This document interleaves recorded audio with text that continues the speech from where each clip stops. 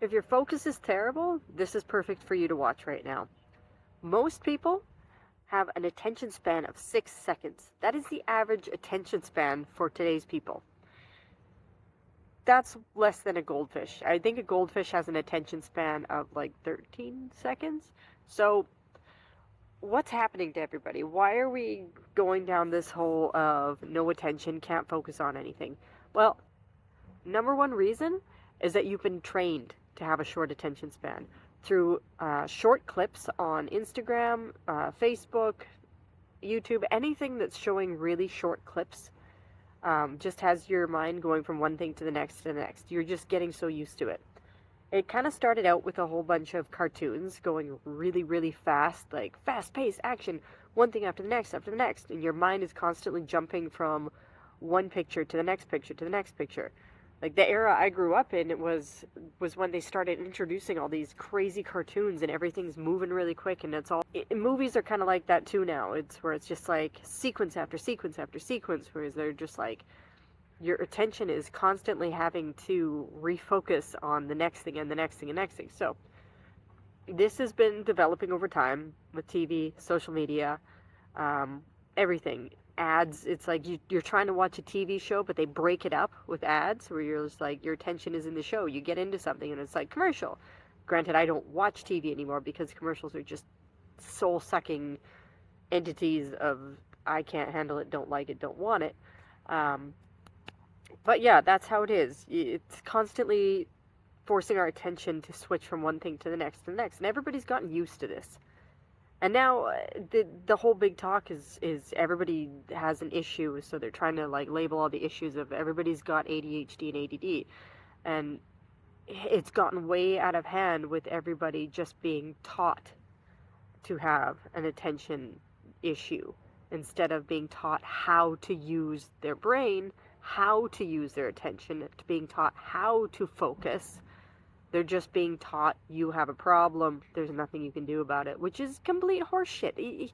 There's so much you can do to help yourself focus, and there's so much you can do to bring yourself into the present moment and learn how to focus on one thing at a time. So, one of the things that I've noticed continuously, not just with myself, but with my clients as well, is that people think their attention is on one thing, but their subconscious mind is still running on all kinds of other things. It's still looking for everything. So if you're used to looking at everything you've done for the day and analyzing it while you're looking at all the things you haven't done yet for the day or for the week even, your mind is constantly running on a whole bunch of programs all at once. And it's draining your energy. It's draining your energy, it's making you feel stressed out because your body can't tell the difference between something you're thinking right now and something that you're doing right now. As far as it's concerned, it's doing everything because your mind is always processing. And if you're thinking about 10 things, you might as well be doing 10 things, and you're exhausting your entire body, you're exhausting your energy. You're dividing your energy amongst all those things. Where your attention goes, your energy flows. And so one of the tools that I've talked about before, but I really want to get in and explain this a little better, I think we can do a little bit better, is time mapping. And that means when you have things that you want to do and need to do throughout the day, it's important to write them down and get specific about the tasks that you want to accomplish.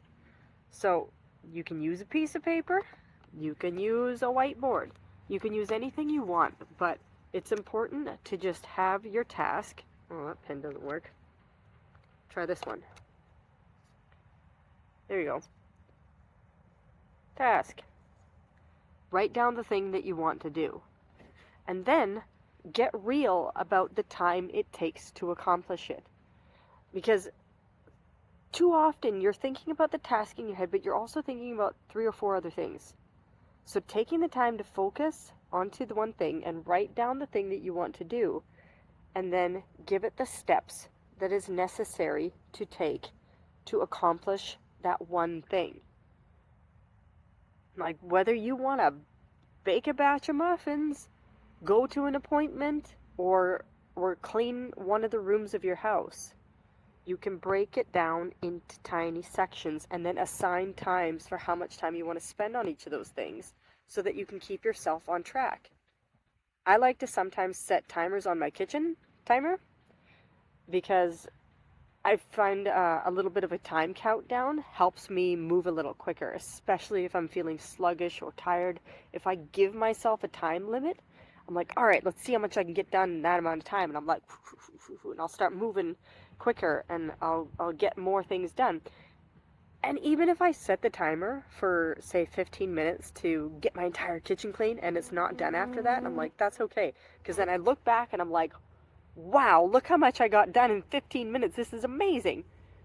And if I need 5 more minutes, I'll set 5 more minutes. Or if I need 50 more minutes, I'll give it to myself. But it's having that time countdown that helps me move quicker. And you might be thinking, well, that's a lot of pressure for me to use a timer to do this kind of thing. It's like, whoa. Don't put pressure on yourself. This is for you to see how much you can get done in that amount of time. Nobody else is watching you. Nobody else is grading you. Nobody is judging you. Nobody is there but you. And the great thing about when you're finished, look at what you did do and give yourself a big high five. That's really important. Celebrate what you did do. We've been taught too often to just be self-critical all the time and be judgy on ourselves because we've been judged our whole lives. We've been judged about everything that we do. We've been graded on everything we do. And it's just ridiculous. Enough of that. Get it gone. We don't need it. It's useless. All it does is make you feel bad about stuff. It is time to take back control of what you're doing and be proud of it. Let's say you want to clean your bedroom. What are the things that go with cleaning your bedroom? Make your bed. How long does it actually take to make your bed? Really, honestly. Like 2 minutes? And you can probably make it neat and nice and pull the sheets all tight and make the blankets all smooth and everything. Literally, probably only takes 2 minutes. Let's say you want to pick up all your clothes. Maybe you're somebody that leaves all your clothes lying over like the arm of a chair or the edge of your hamper because they're not dirty enough to go fully in the hamper, but they're not clean enough to put back in the drawer of the closet. So they hang over the edge. I'm speaking by experience here. So they hang over the edge of the hamper, and so you got to decide. You're going to wash that stuff? You're going to wear it? You're going to hang it back up? Figure it out. Pick up the stuff off the floor. Make sure there's nothing sitting on your bed or on objects. Pick up all the clothes. Maybe that's daunting for you, but just have to do the one item at a time. Maybe give yourself 20 minutes for this if it is intimidating for you. So pick up and put away clothes. Give yourself 20 minutes. The point of this is to get out of your head the daunting idea of the things that you need to do and see with your eyes an actual action plan, a step-by-step plan of how long it takes to do things.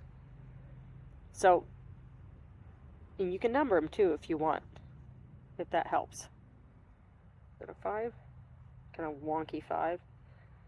Right. So, you can dust your room, clean off your dressers.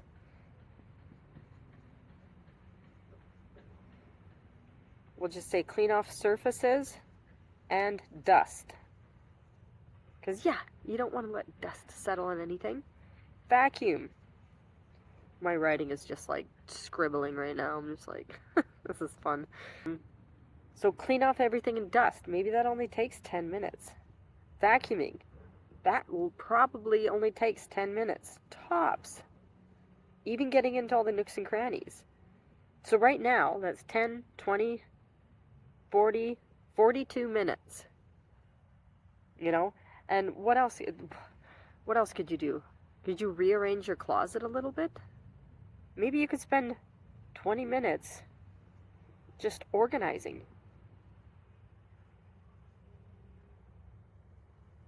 20 minutes organizing. So, despite this being a complete mess, you get the idea. 20, 30, 40, 50, 62 minutes. In 1 hour. and 2 minutes. One magical hour.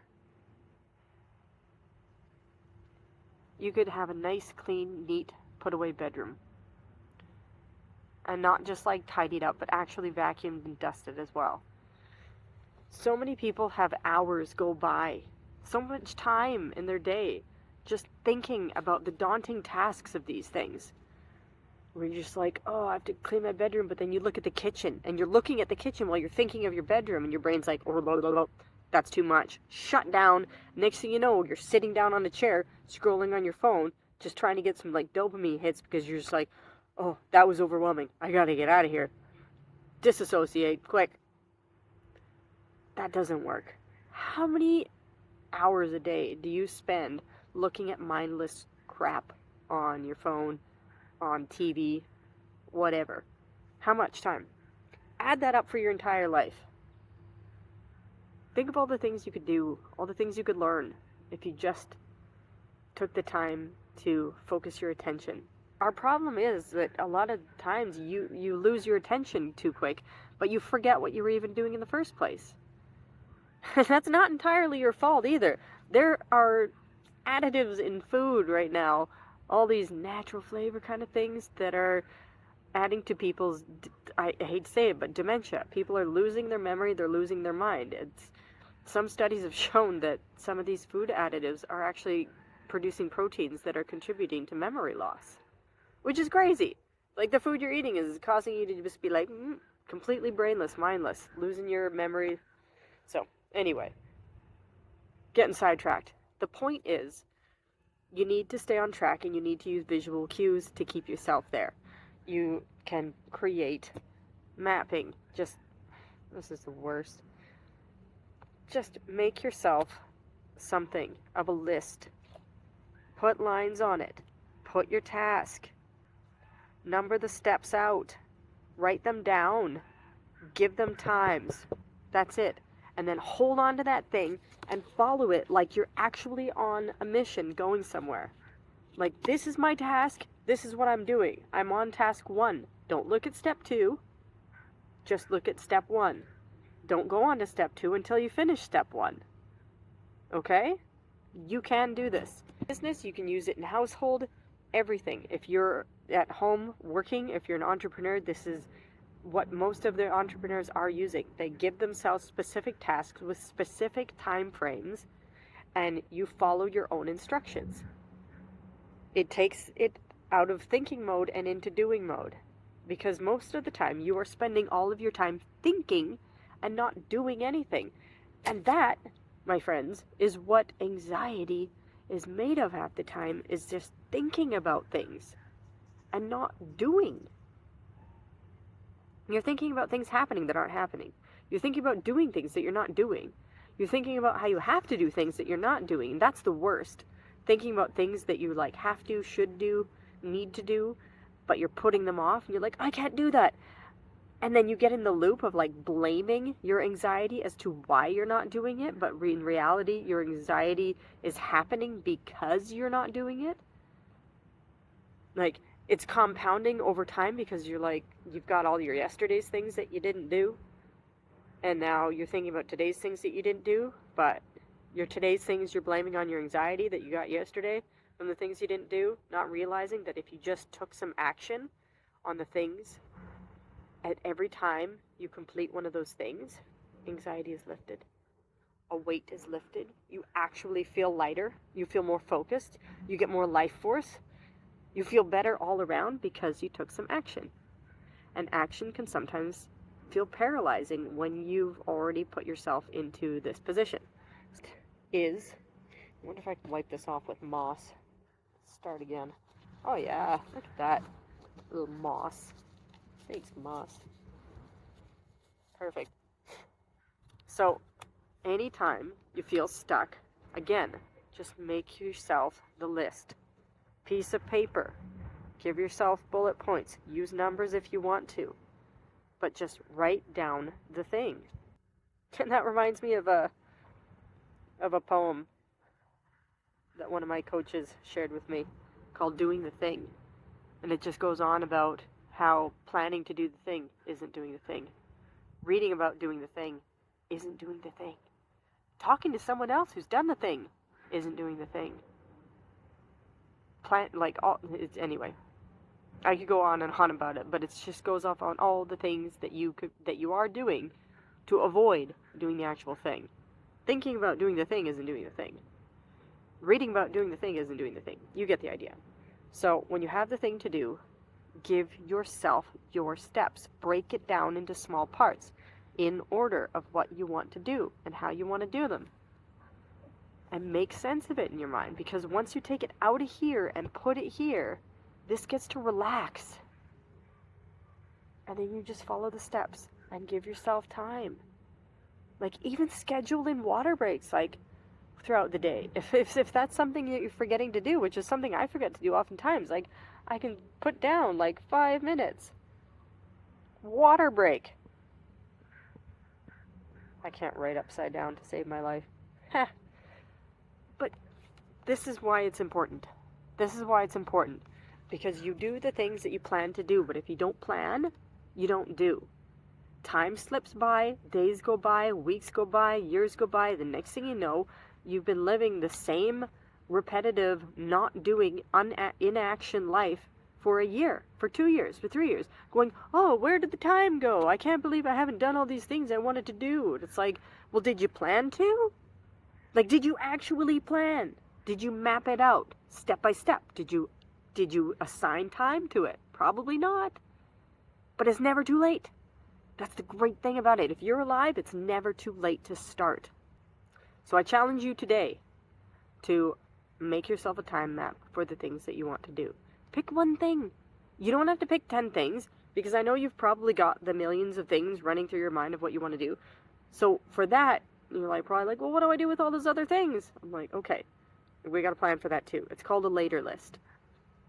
So first you make your plan, your time map of the one thing that you want to do, map it out with each breakdown step, numbered or bullet pointed, with times attached to them. And then while you're doing that thing, if anything else pops up in your mind, any other task, any other to-do, if your brain's like, oh yeah, don't forget about this, this, and this, okay, you got your pen, you got your pad, just have your later list, make that list, write it down, and jot down the things as they pop up. You'll be like, okay, oh yeah, I was supposed to take out the garbage, do the laundry, email that guy. But just write those down on your later list and keep that list out on your table so that you can see it, so that when the thing number 1 is done, you can choose the most important, time-sensitive thing off of your later list to do next.